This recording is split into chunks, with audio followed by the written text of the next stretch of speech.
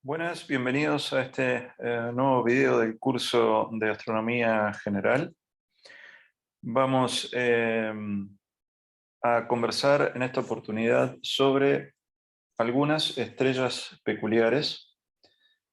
Concretamente vamos a enfocarnos en un tipo de estrella peculiar a la que llamaremos supernova y que hemos de alguna manera ya mencionado y introducido en videos anteriores. Vamos entonces en este video a explicar un poquito más de su naturaleza, de su utilidad en astronomía. Y luego de la supernova, pues naturalmente nos llevará al tema de los púlsares, que vamos a comentar hacia el final de la clase de hoy, que es otro tipo de estrella peculiar y que, como veremos, es uno de los eh, posibles remanentes del proceso de una supernova. Voy a compartir con ustedes entonces una presentación. Y pues vamos a comenzar pues, respondiendo qué es una supernova. En palabras sencillas podemos decir que es una violenta explosión que ocurre a algunas estrellas al final de su evolución. Y este proceso inserta en el medio interestelar los elementos químicos que fueron sintetizados durante la evolución de esa estrella que acaba de estallar, y también elementos químicos que se producen durante la explosión. Por efecto de la fusión de elementos nucleares, como veíamos en los videos anteriores, uno puede explicar la formación de elementos desde el helio hasta el hierro, y los elementos más pesados que el hierro deben ser, su existencia debe ser explicada a través de otros mecanismos, y algunos de estos mecanismos ocurren en estas violentas explosiones que llamamos supernovas. La imagen que estamos viendo en el fondo de esta lámina es una galaxia. Ya en algunas clases ustedes comenzarán a estudiar en las clases posteriores de este curso la parte de la astronomía que trata de la astronomía extragaláctica, que es, digamos, todo aquello astronómico que ocurre más allá de los límites de nuestra galaxia. Y lo que uno aprende, lo que la astronomía nos ha enseñado, es que más allá de los límites de nuestra galaxia hay incontables galaxias de distinto tipo, en distintos estados evolutivos, de distintos tamaños y masas. Y cuando uno observa muchas de estas galaxias, y las observa varias veces, ocasionalmente ocurre que en algunas de ellas aparece un punto de luz como este que ven aquí, como una nueva estrella. Y luego de un análisis espectroscópico, se puede concluir si se trata o no de una supernova, es decir, de una estrella que ha estallado. En este caso, esta imagen nos muestra, sí, una supernova confirmada como tal, y es impresionante ver que esa estrella alcanza un brillo que es comparable con el de las zonas más brillantes de la galaxia a la cual pertenece. Y eso es simplemente impresionante, porque esa galaxia que estamos viendo está constituida por miles de millones de estrellas, y esta sola estrella que explotó en supernova es capaz de producir luminosidades durante periodos muy cortos de tiempo, por supuesto, pero es capaz de producir luminosidades comparables con la de sectores completos de la galaxia a la que pertenece. Esa estrella que estamos viendo allí, por ejemplo, alcanzó un brillo del orden de 3 por 10 a la 10 luminosidades solares. Repito, la luminosidad solar, como vimos en nuestros videos anteriores, la luminosidad solar es la cantidad de energía por unidad de tiempo que el Sol es capaz de producir. Este evento de supernova entonces produce 3 por 10 a la 10. Eso es 30.000 millones de veces la cantidad de energía por unidad de tiempo que el Sol es capaz de producir. Y como vamos a ver en esta clase, existen distintos tipos de supernova. Vamos a hablar de dos grandes conjuntos de supernovas que son las llamadas supernovas tipo 1A y las supernovas tipo 2.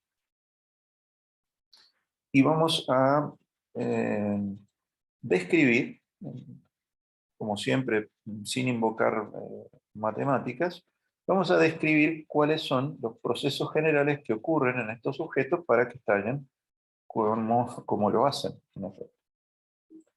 Entonces, bueno, lo primero que quizá tendríamos que preguntarnos es si estos objetos realmente se han visto a simple vista, por ejemplo, y sí se han visto a simple vista desde la antigüedad, pero realmente son contadas las observaciones de supernovas a simple vista. Entonces, para poner estas cosas como en palabras más simples, entendamos lo siguiente. La probabilidad de que ocurran supernovas es relativamente baja en una galaxia típica. Entonces, uno cuando oye hablar de investigaciones sobre supernovas y el descubrimiento de nuevas supernovas, esas generalmente son supernovas que ocurren en otras galaxias.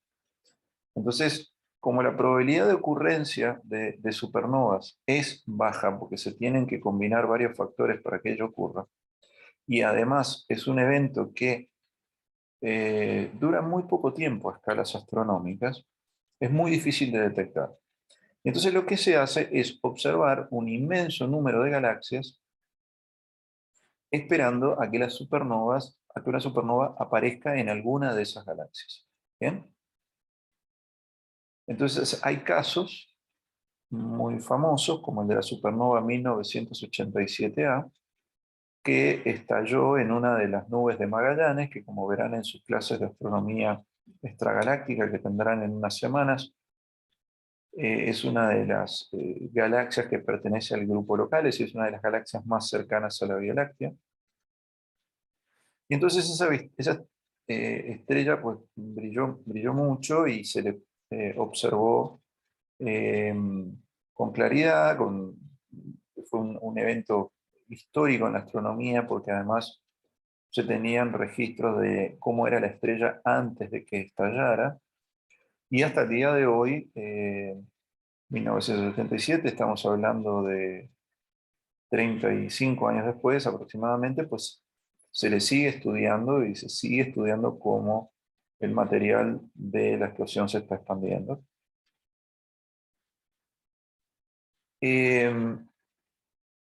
Pero el mensaje, así como digamos, de, de entrada, es que recuerden siempre que cuando se está hablando de supernova, generalmente se está hablando de supernovas que ocurren en otras galaxias, porque son eventos con una baja probabilidad de ocurrencia y entonces tenemos, en comparación con otros tipos de estrellas que son mucho más abundantes, y entonces tenemos que observar un montón de galaxias para elevar la probabilidad de detectar algunas supernovas. ¿Bien? Lo que les muestro aquí es unos gráficos sobre cómo ha aumentado el número de detecciones de supernovas con los años. ¿Ya? Es decir, desde la década de los 50 hasta aproximadamente mediados de la década pasada. Entonces, aquí tenemos, fíjense en ustedes, el número de detecciones de supernovas entre 1950 y 1970. Estamos hablando de detecciones que iban entre 20 a 30 supernovas por año. Y este segundo gráfico lo que hace es explorar un rango de tiempo mucho más largo, desde la década de los 70 hasta aproximadamente el 2005. Ya vamos para 20 años, un poquito menos, ¿no? 16 años. Y entonces vemos que el número de supernovas ha ido creciendo, ¿no? Entonces, bueno, naturalmente, este gráfico tiene un sesgo observacional importante. Si este gráfico no significa que a la naturaleza en los últimos 40 años le haya dado por empezar a producir alocadamente supernovas, ¿no? Obviamente eso no es lo que está pasando. Lo único que está ocurriendo es que en las últimas décadas el desarrollo instrumental en astronomía ha sido muy importante. Se han desarrollado telescopios más potentes, sobre todo más versátiles, capaces de observar en periodos cortos de tiempo regiones muy amplias del cielo, con observaciones muy sensibles, capaces de detectar objetos muy poco brillantes en distintas longitudes de onda, y la constante mejora en las capacidades instrumentales de la astronomía ha permitido detectar muchas supernovas que antes no se podían ver, simplemente. ¿Bien? Y realmente, esto es hasta el año 2005 nada más, pero estamos viendo que se pasa a cantidades del orden de 300 a 500 supernovas por año. ¿Bien? Hoy en día estos números han aumentado mucho más. No tengo en este momento a mi disposición un gráfico actualizado, pero lo que quiero sí con esto es discutir el hecho de que, bueno, a ver, instrumentalmente se descubren muchos de estos objetos y las mejoras instrumentales hacen que cada vez se descubran más. ¿Bien? Los mapas de la derecha muestran la distribución espacial en coordenadas en el cielo de las supernovas descubiertas. Entonces noten ustedes, esto que está aquí arriba es un mapa de distribución en el cielo. Entonces está puesto en coordenadas ecuatoriales. Entonces uno tiene aquí como una franja del cielo en donde pareciera no haber supernovas, donde las supernovas son los puntitos amarillos, claramente, ¿no? Y bueno, simplemente lo que sucede es que cuando uno cambia el sistema de coordenadas y pasa a un sistema de coordenadas galácticas, y ahora los puntitos amarillos aquí los estamos poniendo como puntitos rojos, que cambió el color nada más, uno lo que encuentra es que esa franja del cielo, que está vacía de supernovas, corresponde con el plano de nuestra galaxia. Y eso es una de las claras indicaciones de que las supernovas que se están detectando ocurren en realidad en galaxias externas. Entonces, ¿qué sucede? La mayoría del gas y del polvo en el medio interestelar se encuentra en el plano de nuestra galaxia. Y ese polvo que está en el plano de la galaxia genera una fuerte extinción de la luz. Entonces, si yo tengo una estrella ubicada en el disco de la galaxia, y nosotros con el Sol estamos en el disco de la galaxia, si nosotros vemos esa estrella vamos a recibir de ella una luz mucho más tenue y mucho más roja de lo que sería la emisión que recibiríamos de ella si ese medio con polvo no estuviera presente. Entonces, ese problema se llama problema de la extinción del medio interestelar. Es decir, el medio interestelar atenúa y enrojece las emisiones de todos los objetos cuya luz tenga que atravesar el medio interestelar para llegar a nosotros. Y entonces, cuando se hacen sondeos de objetos extragalácticos y de cosas que están más allá de la galaxia, lo que se hace es observar de manera perpendicular al plano de la galaxia. Si nuestra galaxia tiene forma de disco, ya eso lo van a discutir en detalle en las clases de estructura galáctica, tiene forma de disco, es un disco delgadito. Nosotros estamos ahí dentro, entonces la forma de evitar la extinción es ver en direcciones que sean más o menos perpendiculares al disco, hacia arriba o hacia abajo del disco, pero no observar a lo largo del disco, porque es ahí donde la extinción es muy grande. Y esto pues es un problema muy conocido en astronomía. La extinción eh, genera muchos inconvenientes en la interpretación de los datos, hace difícil el entendimiento de muchos escenarios astronómicos, es una fuente de incertidumbre importante en muchos problemas, en la resolución de muchos problemas, y entonces, bueno, en el caso de la supernova, la gente pues dice: "Ah, estamos buscando supernovas fuera de la galaxia, vamos a buscarla fuera del plano de la galaxia para que la extinción de nuestra propia galaxia no atenúe la luz de las galaxias externas y de las supernovas que podamos observar allí". Y este mapa pues lo muestra con claridad, porque esta es una imagen, una reconstrucción, digamos, de cómo luciría nuestra galaxia vista de canto. Esto se hace a partir de observaciones desde Tierra. Se construye ese mapa, se le ponen las coordenadas, los paralelos y los meridianos, y uno ve que justamente esa zona vacía es la que coincide con el disco de la galaxia.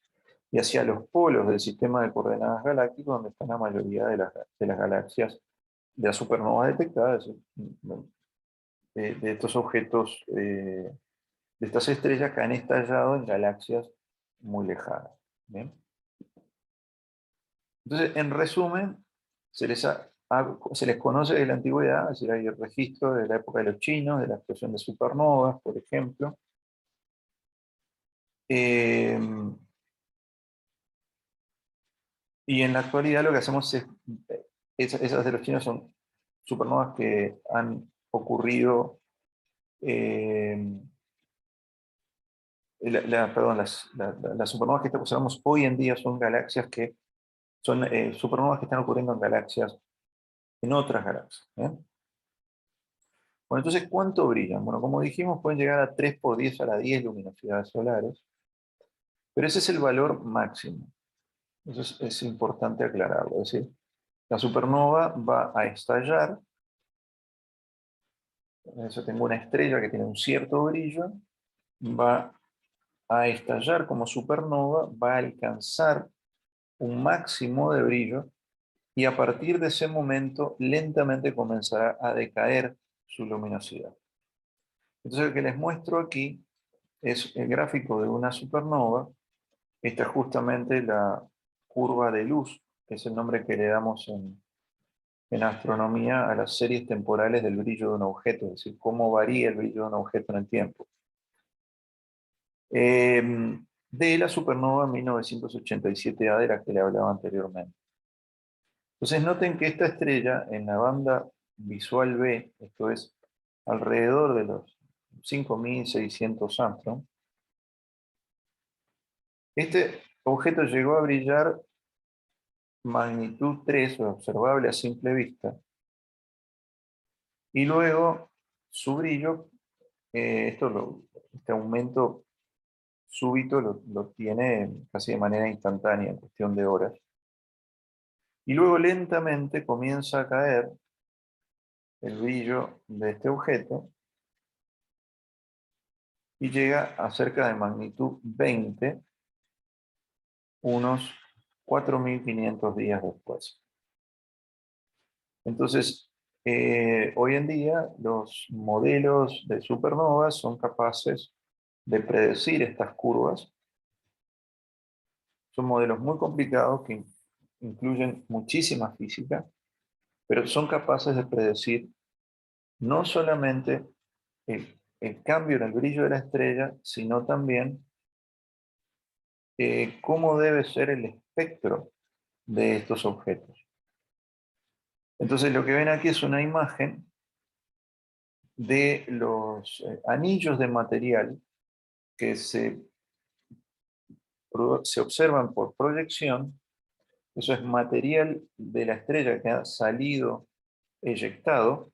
La estrella se encontraría en el centro de esta estructura y pueden salir, digamos, burbujas de material más o menos simétricas.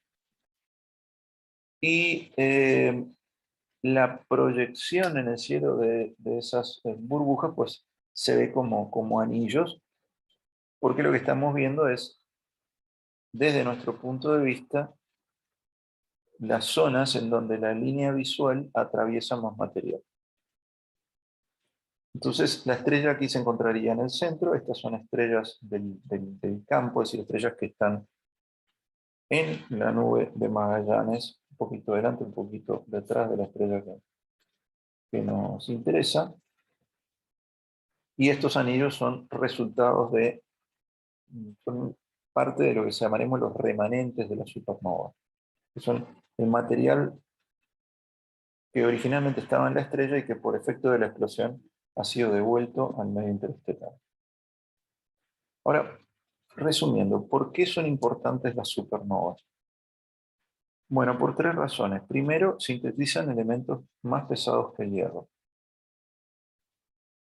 Lo segundo es que insertan esos elementos pesados al medio interestelar.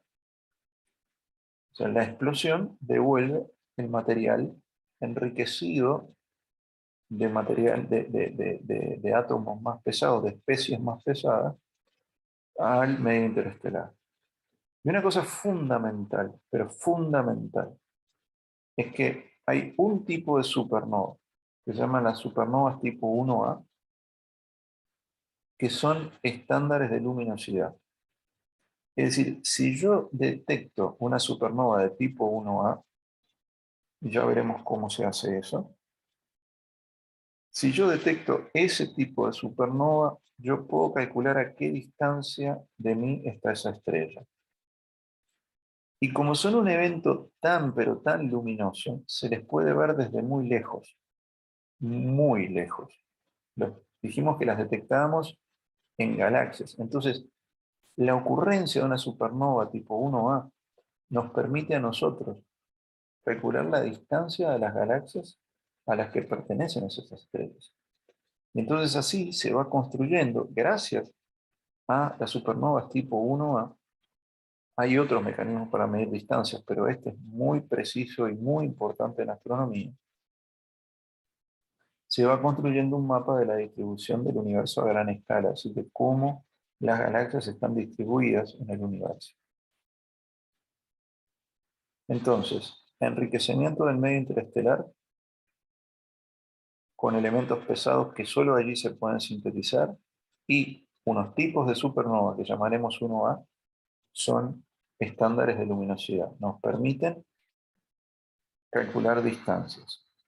¿Cómo nos permiten calcular distancias? Bueno, por una razón muy simple.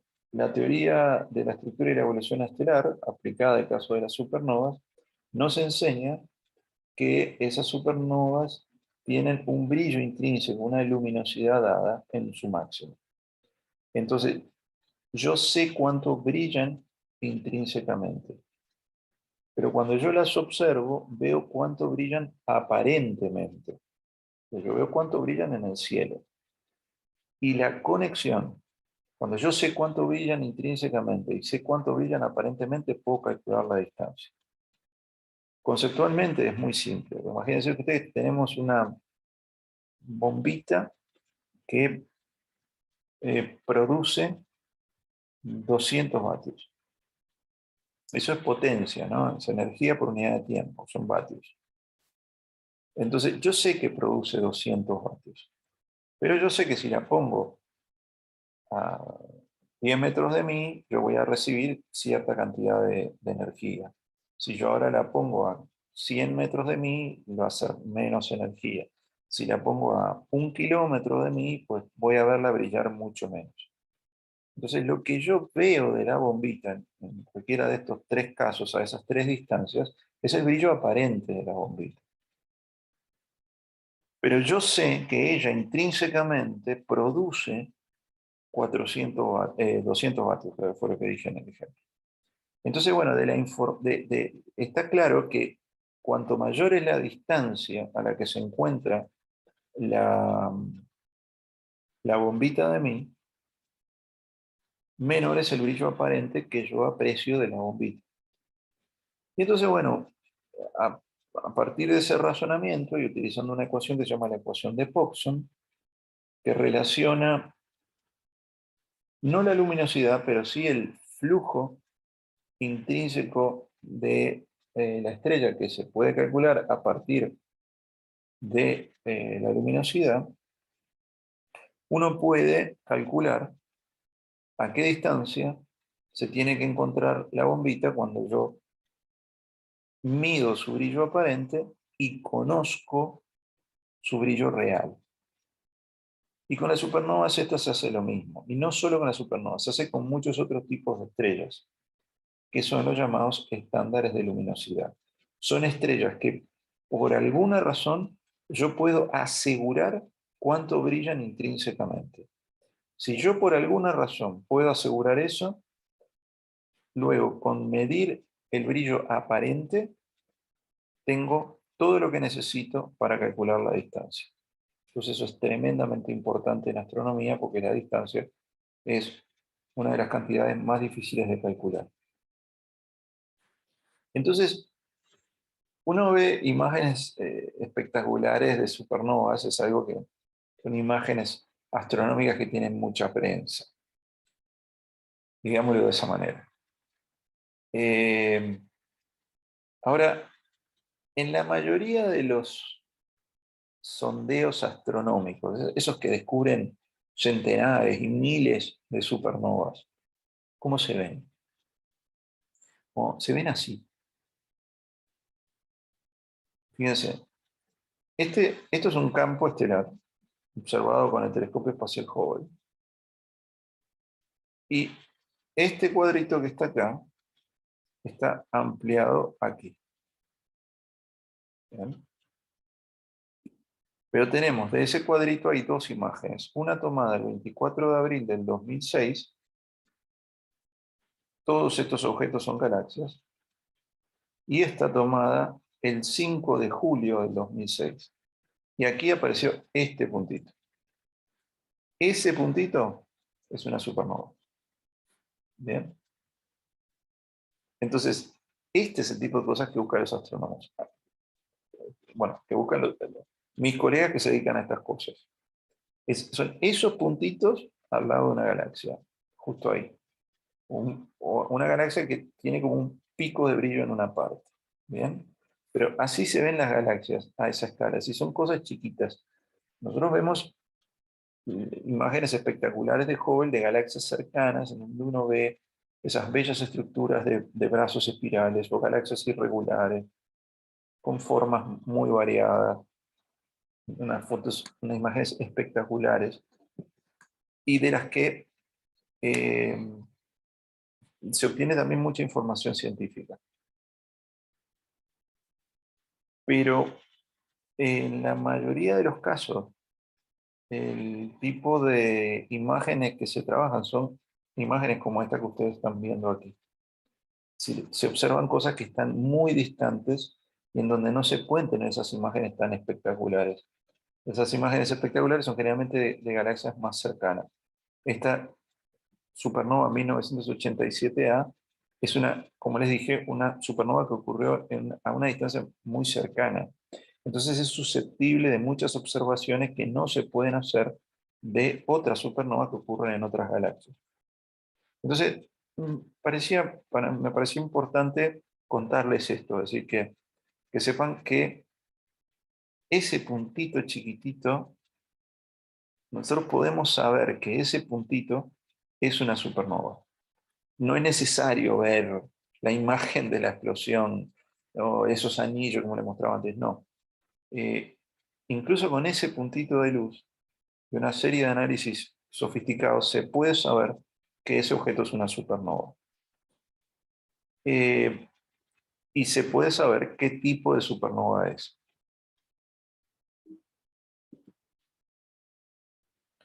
Bueno, entonces vamos a hablar del concepto de progenitor de supernova. Entonces llamamos progenitor de supernova a estrellas que tengan aproximadamente más de 10 masas solares. Estas estrellas están estratificadas, como veíamos en el video anterior, y llegan a tener un núcleo de hierro. Y lo que va a suceder, ya lo vamos a ver en unos minutos, es que el núcleo de hierro va a colapsar y eso va a iniciar un proceso de una serie de procesos físicos que va a terminar en la explosión de la estrella. Entonces, estos progenitores son estrellas aisladas. Es una estrella sola que tiene más de 10 masas solares y que va a explotar como supernova. Estos progenitores son progenitores de supernovas tipo 2, que son las supernovas que ocurren en estrellas aisladas. Una estrella solita que explota. Y que tiene la particularidad de que es masiva. Si no lo fuera, no puede explotar. Luego, las otras supernovas, las tipo 1, un subconjunto de ellas son las supernovas tipo 1A, que son los estándares de distancia. Las supernovas de ese tipo no están aisladas, ocurren en sistemas binarios, en sistemas donde hay dos estrellas, una girando en torno de la otra. Ya lo vamos a explicar. Pero vamos primero con las estrellas progenitoras de supernovas, que es el caso de la supernova 1987A. Este puntito chiquitito que está acá era la estrella antes de la explosión de la supernova. Y esta es la imagen de la misma región del cielo al momento de la explosión. Entonces, esta estrella tenía originalmente una masa de 18 masas solares.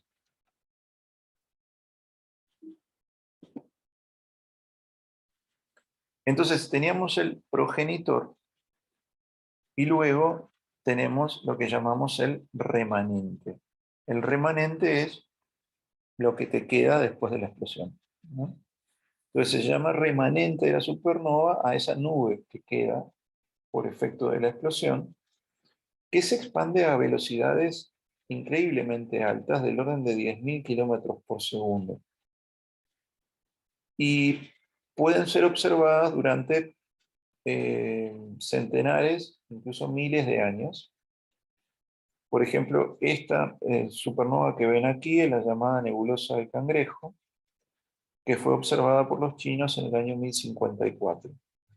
Y se puede observar, se observaba a simple vista en ese momento, en aquel entonces cuando ocurrió el evento de supernova, y esta nebulosa la observamos hoy en día, como la están viendo allí a través del telescopio espacial Hubble, Pero este es uno de los de las nebulosas más claras y fácilmente observables en el cielo. ¿Sí? Entonces lo puede ver uno con un par de binoculares seguro, y no recuerdo si a simple vista se le puede observar. Pero con binoculares sí. Entonces, tenemos el progenitor y el remanente. Entonces, el progenitor es una estrella aislada y va a producir lo que llamamos una supernova de tipo 2. Entonces, ¿qué características tienen estas estrellas? Bueno, primero es que solo se observan en poblaciones estelares jóvenes, es decir, en grupos de estrellas, o sea, por ejemplo, galaxias que puedan tener estrellas jóvenes.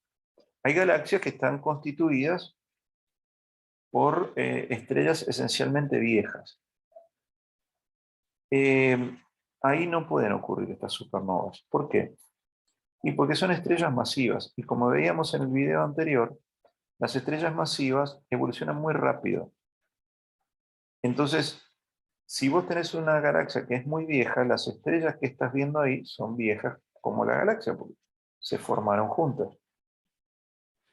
Y si son tan viejas, necesariamente esas estrellas tienen que ser de baja masa, porque pues siguen estando allí.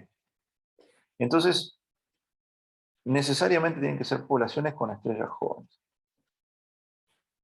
Lo siguiente es que en sus espectros estos objetos muestran mucho hidrógeno.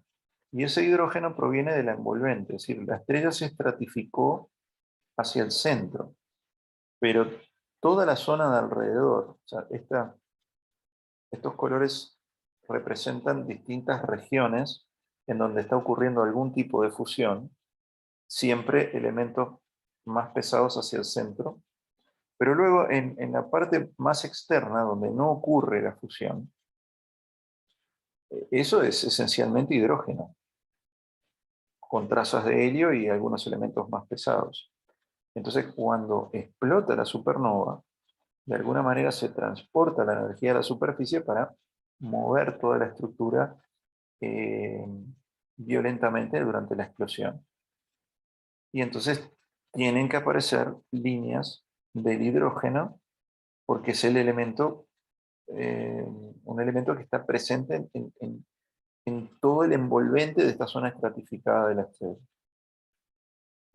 Y otra cosa que se observa es que las curvas de luz son muy variadas y los espectros son también muy variados. Y la razón para esto es que, claro, hay un gran rango de estrellas que pueden convertirse en supernovas, es decir, basta con que tengan más de 10 masas solares. Pero si tienen más de 10 masas solares, no es lo mismo que tengan 11 a que tengan 40 o 50 masas solares. O sea, cambia mucho la luminosidad original, cambia la estructura de la estrella, la composición, los mecanismos de transferencia.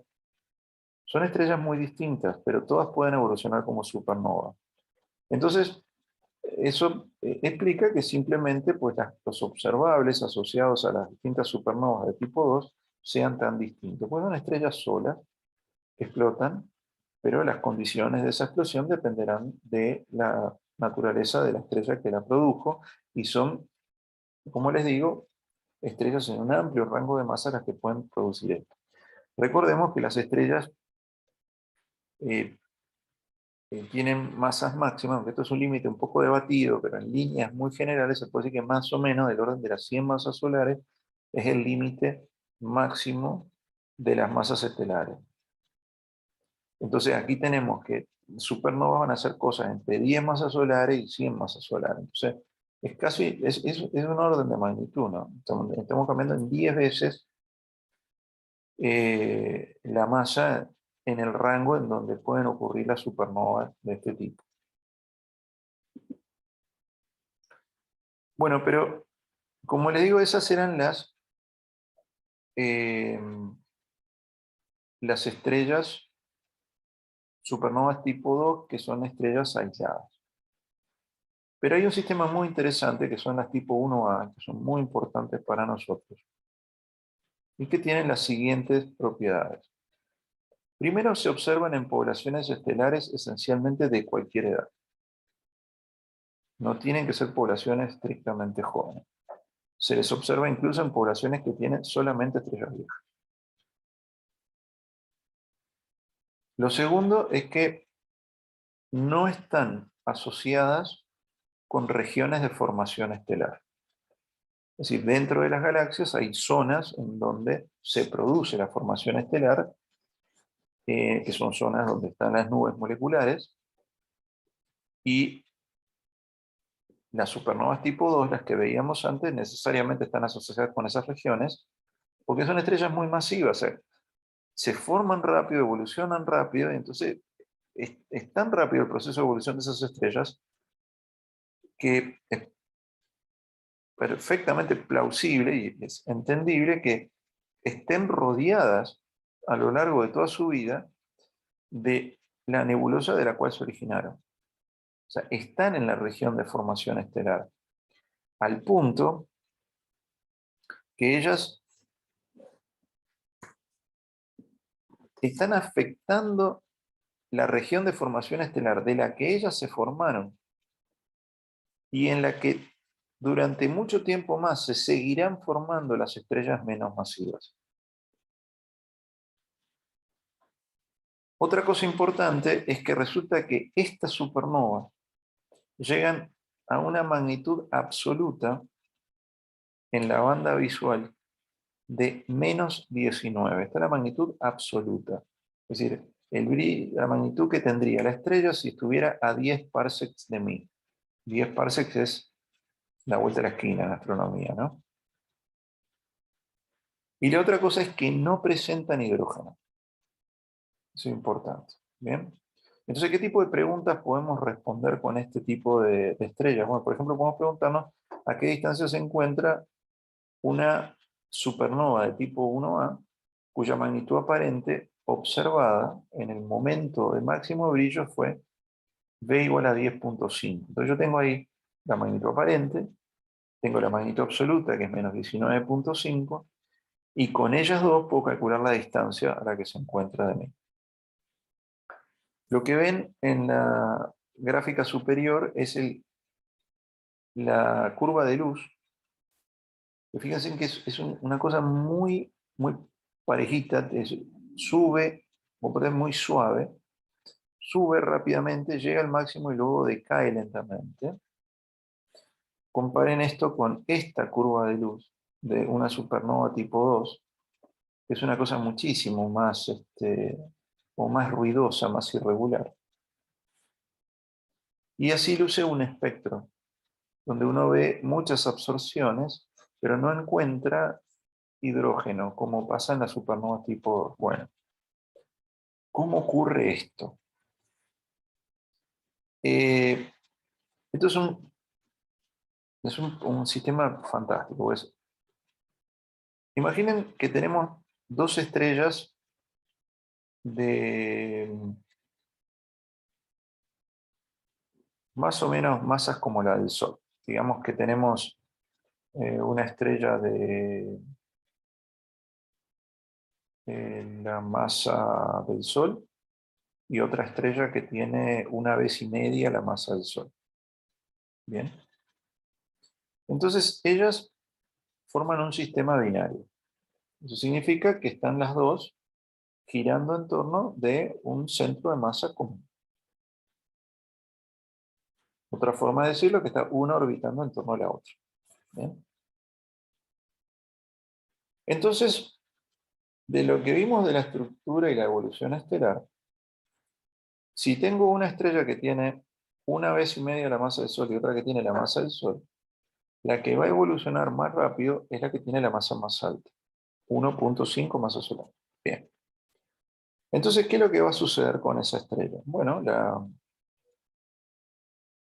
la estrella va a estar una orbitando en torno de la otra, y de repente las dos pues, están en la secuencia principal, ambas están quemando hidrógeno en su interior, lo están convirtiendo en helio, esa es su principal fuente de energía, se encuentran estables, térmicamente estables, hidrostáticamente estables, una gira en torno de la otra, y de repente la más masiva dice, se me acabó el hidrógeno. Se me acabó el hidrógeno en el interior, y entonces la estrella, ¿qué hace? Evoluciona hacia la rama de las gigantes. Evoluciona hacia la rama de las gigantes, luego hacia la rama horizontal. Ahí empieza posiblemente a quemar helio, se estabiliza un tiempo más. ¿Y qué le pasa a la otra mientras tanto? No, la otra tiene media masa solar menos. Esa todavía está quemando hidrógeno de lo más tranquilo. Y ellas siguen girando una en torno a la otra, constantemente. Porque aquí no ha habido hasta el momento una pérdida de masa. Lo que ha habido es una evolución. Puede haber ocurrido que en esta expansión de la estrella gigante, eh, parte de su atmósfera haya quedado muy cerca de la otra estrella y haya habido una transferencia de masa. Eso puede haber ocurrido. Pero en líneas generales lo que está pasando es que ellas siguen girando una en torno de la otra. La más masiva se convirtió en gigante. Ahora se estabilizó quemando helio en su interior. Está en la rama horizontal. Esta parte del proceso evolutivo de la estrella es más rápido que en la secuencia principal. Ella luego sale hacia la rama asintótica de las gigantes, pierde las capas externas como una nebulosa planetaria, y lo que queda al final es la enana blanca, que era el núcleo de esa estrella, la más masiva de las dos, que ya hizo toda su evolución por la secuencia principal: rama de las gigantes, rama horizontal, rama asintótica, nebulosa planetaria y enana blanca. ¿Y entonces qué nos queda? Nos queda una enana blanca con una masa mucho más chica que la que tenía originalmente la estrella, y una estrella en la secuencia principal. Pero ahí pasa alguna cosa muy importante.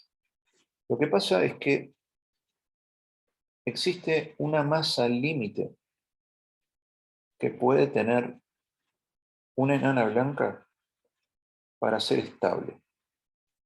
Ella no puede superar un límite de masa que se llama la masa de Chandrasekhar. Cuando una enana blanca supera ese límite, la enana blanca colapsa. Y tú dices, bueno, pero si llegó a enana blanca, pues es porque no ha colapsado. Tú tienes tu enana blanca allí, pues simplemente no cumple el criterio de superar la masa de Chandrasekhar y es un objeto estable, porque evidentemente la superación de la masa de Chandrasekhar es un caso de inestabilidad. Bueno, pero ahora viene la segunda parte de la película. La segunda parte de la película es que la otra estrella, la de menos masa, ahora a ella se le acabó el hidrógeno. Y ahora es ella quien comienza a expandirse como gigante roja. Si las dos estrellas están lo suficientemente cerca, desde el principio, ¿no? Están lo suficientemente cerca, lo que va a ocurrir es que cuando esta segunda estrella, que era la menos masiva de nuestro sistema original, comienza a expandirse como gigante roja,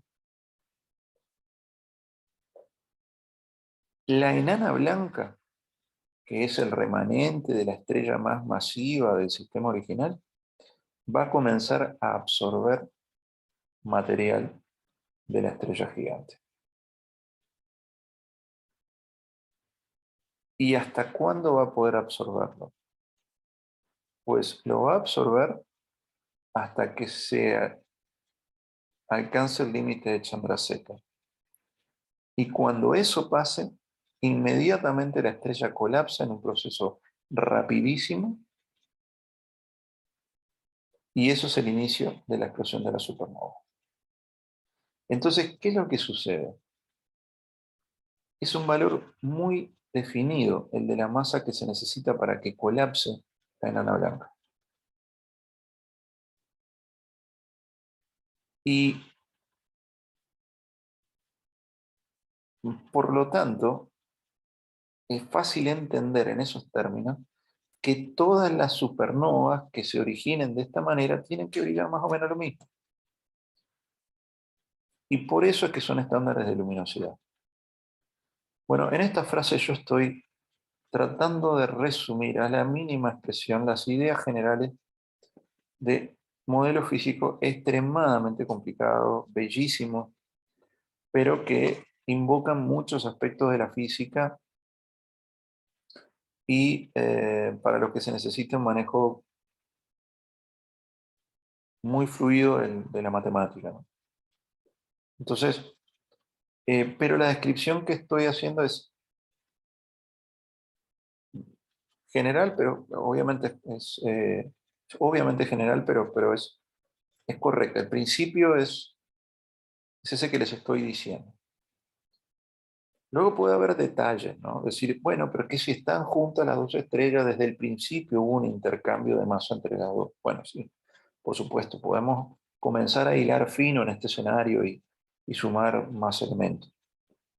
Pero en líneas muy generales lo que ocurre es eso, es un sistema binario interactuante de estrellas poco masivas, en las que la más masiva llega primero a enana blanca y comienza a absorber material de la otra estrella cuando ésta alcanza el estado de gigante roja.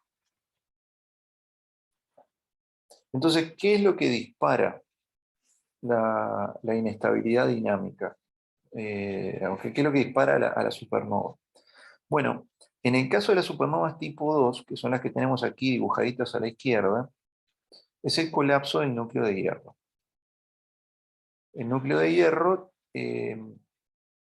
va a comenzar a colapsar y ese colapso va a ir acompañado de una elevación de la temperatura que va a producir fotones muy energéticos capaces de fotodesintegrar al hierro en unos 13 núcleos de helio y 4 neutrones. Es decir, se eleva el número de partículas en 17 veces. Y eso produce una elevación inmediata de la presión interna del núcleo que, por donde comienza el proceso de la supernova. En el caso de las supernovas tipo 1A, que es la que tenemos a la derecha, es el colapso de una enana blanca cuando alcanza el límite de masa de Chandrasekhar. Ese límite para una estrella que tiene las abundancias químicas del Sol es de 1.4 masas solares. Eso significa una enana blanca con una masa de más de 1.4 masas solares va a colapsar. La presión que mantiene a la enana blanca en equilibrio se rompe cuando alcanza una masa de 1.4 masas solares. Entonces, claro, originalmente nosotros teníamos una estrella de 1.5 masas solares y una de 1 masa solar. Entonces, evidentemente, la estrella que se formó la enana blanca que se formó de la primera estrella, tiene una masa mucho menor, porque en el proceso ha perdido masa la estrella. Entonces, la pregunta es, bueno, entonces, ¿cuánta masa tiene la enana blanca resultante? Y cuánta masa, por lo tanto, tiene que absorber de la compañera, cuando la compañera se vuelva gigante roja, para que la enana blanca alcance 1.4 masas solares y estalle como supernova. Entonces, claro, ahí uno se da cuenta por qué estos procesos son tan poco frecuentes. En el caso de las supernovas tipo 2, la del dibujo de la izquierda, son estrellas muy masivas y las estrellas masivas son muy poco numerosas y además viven muy poco. Entonces es algo que ocurre muy rápido, pero sobre todo son muy poco numerosos. En el caso del colapso de la enana blanca, pues evidentemente se tiene que dar que el sistema binario esté orbitando, los elementos estén orbitando a distancias entre ellas, tales que cuando la segunda estrella evoluciona a gigante roja, el material esté lo suficientemente cerca de la otra estrella para que la otra estrella comience a absorberlo. Si el sistema binario está muy distante, eso no va a ocurrir. Y por otro lado, se tienen que cumplir condiciones con las masas. No cualquier estrella, no cualquier par va a producir esto. Porque si son dos estrellas muy poco masivas, pues simplemente no va a haber masa suficiente para que una eh, se convierta en una enana blanca que supere el límite de Chandrasekhar. Y por otro lado, si son muy poco masivas, el universo no ha vivido lo suficiente para que las estrellas más poco masivas evolucionen como gigantes. Eh, y además, las muy poco masivas no llegan a convertirse en enanas blancas. Entonces existen muchas restricciones para que el proceso ocurra. La cosa es, ahora entenderán, claro, los astrónomos entonces observan millones de galaxias en sus imágenes, esas manchitas de galaxias como la veíamos hace un rato, y claro, cada una de esas galaxias está constituida por millones de estrellas, algunas solitarias, otras en sistemas binarios, y de todo ese sistema, pues, algunas supernovas deben ocurrir, porque son tantas estrellas que deberían ocurrir algunas, y eso es exactamente lo que pasa. Entonces observamos muchísimas, repetidas veces, y comienzan a aparecer más y más supernovas. Entonces, quería ahora mostrarles un poco el esquema, así en palabras muy generales, de qué es lo que dispara la supernova. ¿Bien? Entonces, en el caso de la estrella masiva, es decir, la supernova tipo 2, lo que sucede es que cuando ya se generó el núcleo de hierro pues emite, pierde energía y se contrae. Y entonces ese, ese hierro se encontraba en un estado de gas ideal, es decir, un gas en donde su presión depende de la temperatura y de la densidad. Pero cuando comienza a colapsar, su densidad aumenta.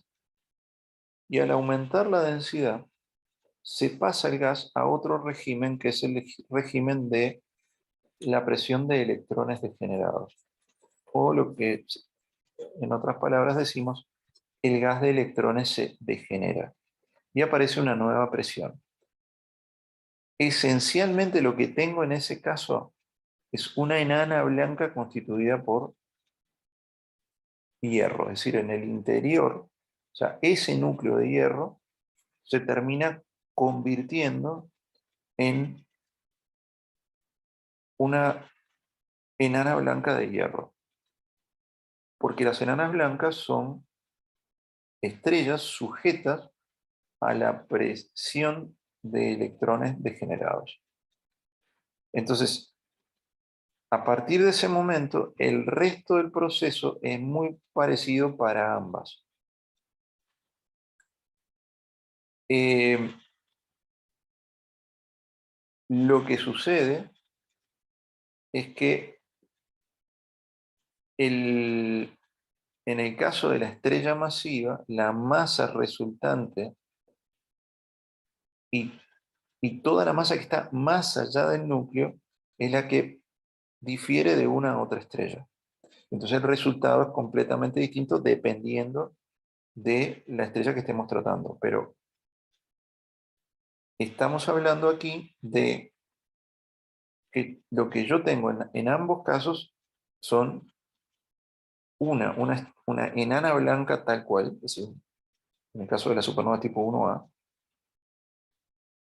es una enana blanca, yo la veo como una enana blanca, y en el caso de la supernova tipo 2, el dibujo a la izquierda, llego a una estructura donde tengo un núcleo de hierro que tiene electrones degenerados y ese núcleo se comporta como una enana blanca y que colapsará cuando supere la masa de Chandrasekhar. Entonces, eventualmente, en estos sistemas se alcanza la masa de Chandrasekhar y entonces lo que sucede es que la estructura, que es un gas degenerado, la enana blanca, colapsa. ¿Bien? Entonces, ese núcleo degenerado comienza a colapsar y en el caso de la supernova tipo 2, la de la izquierda, la temperatura aumenta y comienza a disociarse el hierro. Es decir, se produce la fotodesintegración del hierro. Pero esa reacción tiene una característica muy importante, y es que no solamente aumenta el número de partículas, porque un átomo de hierro se convierte en 13 de helio y 4 neutrones, sino que la reacción es endotérmica, es decir, absorbe una gran cantidad de energía. ¿Y de dónde sale esa energía? Del mismo gas. Entonces es un sistema que comienza a absorber su propia energía, o dicho de otra manera, va convirtiendo la energía del gas en la energía necesaria para desintegrar el hierro. Si lo quieren ver de otra manera, piénsenlo así. Las partículas que componen eh, el hierro, pues están ligadas. O sea, hay una energía allí. Cuando yo, eh, para yo poder romper con esa energía, yo tengo que, para disociarla en las partículas, el núcleo tiene que absorber energía del medio, es decir, los fotones que colisionan con él, que son paquetes de energía, tienen que ser, valga la redundancia, muy energéticos para poder romper el hierro. Entonces estoy quitando esos fotones del medio porque los estoy absorbiendo en esta reacción. Entonces, ¿qué significa eso? Que ese es un proceso de enfriamiento del medio, porque le estoy quitando energía. Entonces el colapso ocurre de manera muchísimo más violenta, que es lo que llamamos un colapso en caída libre. Es como que yo suelte el material y él se dirige hacia el centro de la estructura de la estrella. Y entonces, claro, ¿qué es lo que sucede? El colapso en caída libre es un colapso que produce la gravedad, pero la energía gravitatoria, que es la que está haciendo al material compactarse, lo que está pasando es que la gravedad le está cediendo energía al gas. Entonces el gas se calienta, aún más de lo que ya está. Y ocurre una cosa muy interesante, y es que a esas temperaturas, aquí estamos hablando de cosas del orden de 10 a la 10 grados Kelvin. O sea, estamos hablando de, déjenme sacar, son 10.000 millones de grados Kelvin. Allí se ocurre la fotodesintegración del helio. O sea, los fotones son tan energéticos que cuando le pegan a una partícula de helio, helio 4, que es helio estable, eh, disocian el helio en protones y neutrones. Entonces la pregunta es, bueno, pero si el núcleo era todo de hierro, ¿de dónde salió el helio? No, salió de aquí, salió de que el hierro se convirtió en helio. Entonces el medio está rico en helio. Y este se disocia en protones y neutrones. Y entonces aumenta la densidad del medio porque estoy aumentando el número de partículas. Y cuando comienzo a colapsar a esos niveles de densidad, los electrones y los protones se combinan para formar neutrones y neutrinos. Y entonces lo que tengo es una estrella que está constituida, o sea, el núcleo me refiero, esencialmente de neutrones, y estoy teniendo una emisión de neutrinos, que son otras partículas subatómicas, que son partículas que tienen una muy baja, pero no nula, probabilidad de interacción con las partículas. Estoy emitiendo neutrinos. Es una de las características de las supernovas. En el caso de la supernova 1987A, una de las razones por las que fue tan importante es porque se lograron detectar neutrinos emitidos por la supernova con detectores de neutrinos en la Tierra. Es una cosa maravillosa. Costó mucho entender y convencer a la colectividad de que eso era lo que se estaba midiendo, y toda una historia. Eso es un capítulo bellísimo de la astronomía, pero, pero se conoce, eso se ha logrado medir.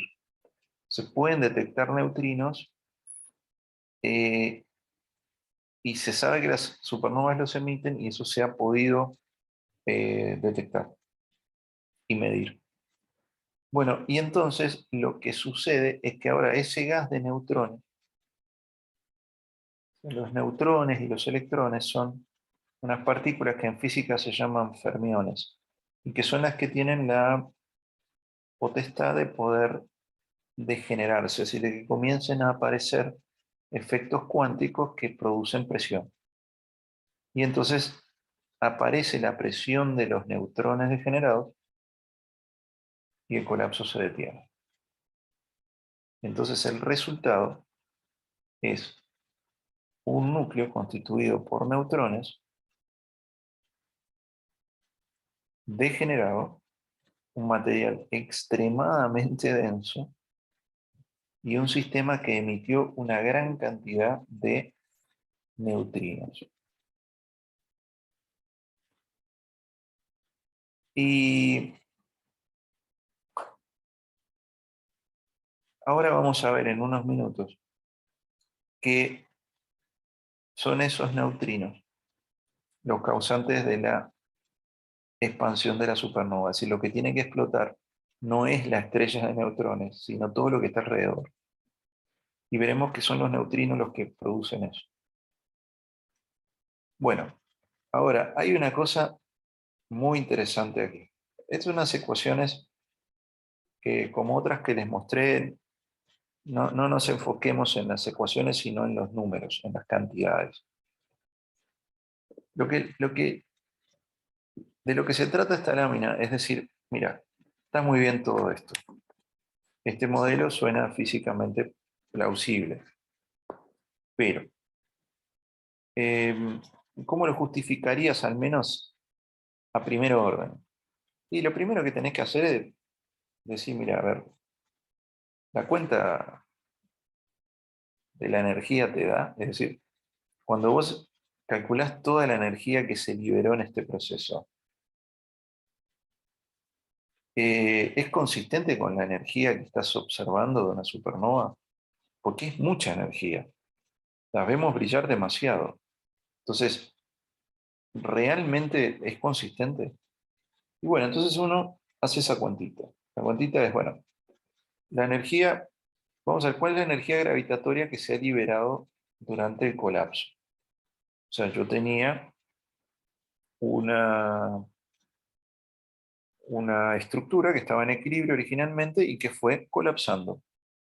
Entonces la gravedad comprimió el gas y la energía gravitatoria necesaria para lograr esa compresión elevó la energía interna de ese gas. Entonces, bueno, eso se calcula teniendo en cuenta la masa de la estructura y el radio. Y cuando se saca esa cuenta nos da 3 por 10 a la 46 joules. El joule es una unidad de energía, ¿no? 3 por 10 a la 46. Eso ya es un número que ya no lo podemos poner en palabras. Eso es 3 por 10 con 46 ceros. ¿Eh? O sea, un 1 con 46 ceros. 3 por ese número. Y luego uno dice, bueno, a ver, pero esa es la energía gravitatoria del colapso. Pues lo que tenemos que preguntarnos ahora es, bueno, a ver, pero ¿cuál es, cuál es la energía radiada? Entonces uno dice, bueno, a ver, eh, vamos a ver, primero consumimos una parte de la energía en los procesos nucleares, porque dijimos que la disociación, la fotodesintegración del hierro, igual que la fotodesintegración del helio, absorben mucha energía. Y eso se calcula, se conocen las ecuaciones, y eso da 2 por 10 a la 46. Eso no es un número parecido a 3 por 10 a la 46. No, no, eso es solamente el 10% de la energía gravitatoria. Así que de toda la energía gravitatoria yo gasté el 10% en las reacciones que les acabo de mencionar. Pero por otro lado, uno se pregunta, bueno, ¿y cuál es la energía radiada típica? Es decir, la energía por radiación que uno recibe de de las supernovas. Y eso da del orden de 3 por 10 a la 44 joules, bastante menos. Y entonces, la pregunta es la siguiente. La energía que vos tenés surge de la gravedad, ya la calculamos. Pero ahí vos tuviste que gastar una parte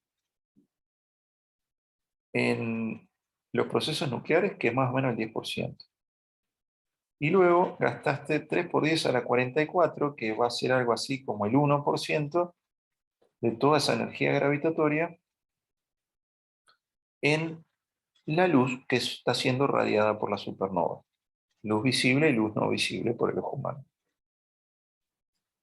Y entonces la siguiente pregunta es, bueno, pero si la supernova estalla, ¿cuánta energía necesitas vos para agarrar eh, el resto de la estrella, es decir, lo que no está en el núcleo, agarrar toda esa masa y expandirla al infinito?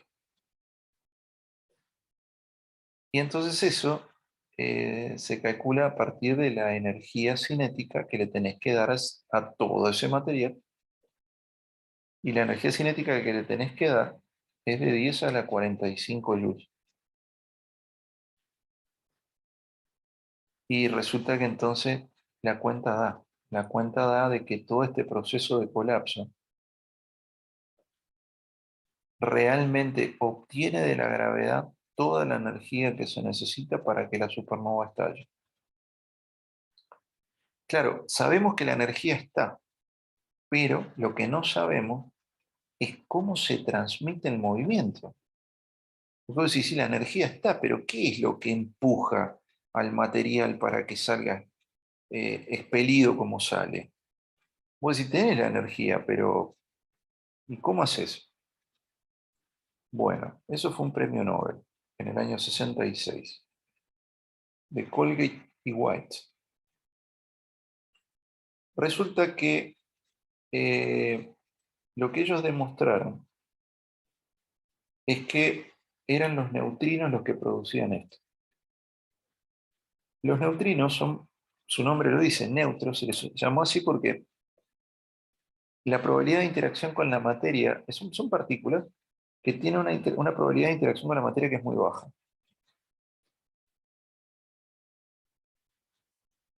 Pero resulta que se están produciendo una, una gran cantidad de neutrinos, que es el excedente de la energía que calculábamos antes.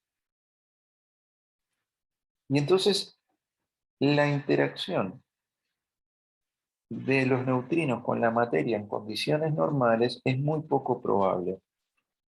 Pero en esas condiciones en las que se produce un flujo inmenso de neutrinos. Y además la materia está muy condensada, la probabilidad de interacción entre los neutrinos y, y el material de de la supernova no es nulo. Y es suficiente para que esas partículas transmitan la energía a las capas superiores de la estrella y ésta estalle, como dijimos que ocurre con las supernovas. Y entonces lo que nos queda es la remanente de la que hablamos, pero en el centro de la supernova lo que nos queda es una estrella de neutrones, que es lo que llamamos en astronomía un pulsar. Y se llama pulsar porque se les observa como objetos pulsantes. No se les ve a simple vista, estos objetos no emiten luz visible. Lo que uno ve son, con radiotelescopios ve señales de radio, y esas señales de radio llegan como pulsos en periodos del orden de fracciones de segundo. Y la razón por la que esto ocurre es que estas estrellas tienen un eje de rotación, que es el que se muestra aquí en vertical, y tienen un eje magnético que está inclinado respecto del de rotación y que es por donde se emite las ondas de radio. Entonces, el sistema está rotando en torno del eje de rotación, pero como el eje magnético está inclinado, el eje magnético apunta constantemente en direcciones distintas, porque toda la estructura está girando.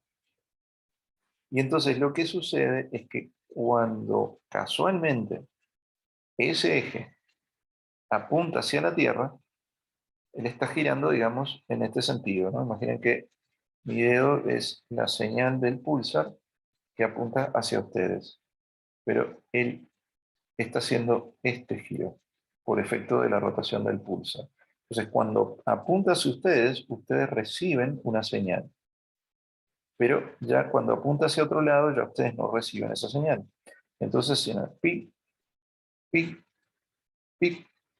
Y eso ocurre en periodos de fracciones de segundo. La pregunta es, ¿cómo rota tan rápido? Conservación del momento angular. Lo que ha sucedido es que esa estructura, recuerden lo que aprendíamos de la conservación del momento angular en las clases de formación estelar, en la clase de formación estelar, el objeto ha colapsado, el radio ha disminuido, por eso la estrella originalmente estaba rotando. Entonces, ese colapso, por conservación del momento angular, hace que la estrella gire cada vez más rápido. Y el colapso ha sido tan violento que la rotación se dispara y ocurre en cuestiones de milésimas de segundo. Y los radios de estos objetos son del orden de decenas de kilómetros. Entonces estamos hablando de que lo que otrora fue el núcleo de una estrella masiva, ahora tiene el tamaño de Montevideo y un diámetro del orden del tamaño característico de Montevideo, y rota en milésimas de segundo. Y eso es lo que es un pulsar. Bueno, entonces en resumen, las supernovas tipo 2 son el estadio final de estrellas masivas. Las supernovas tipo 1A son enanas blancas que aumentan su masa por acreción de otra estrella en un sistema binario interactuante. Las supernovas en general son importantes por la sintetización de elementos pesados y el enriquecimiento del medio interestelar, cualquiera de las dos. Pero las supernovas tipo 1 son los estándares de luminosidad.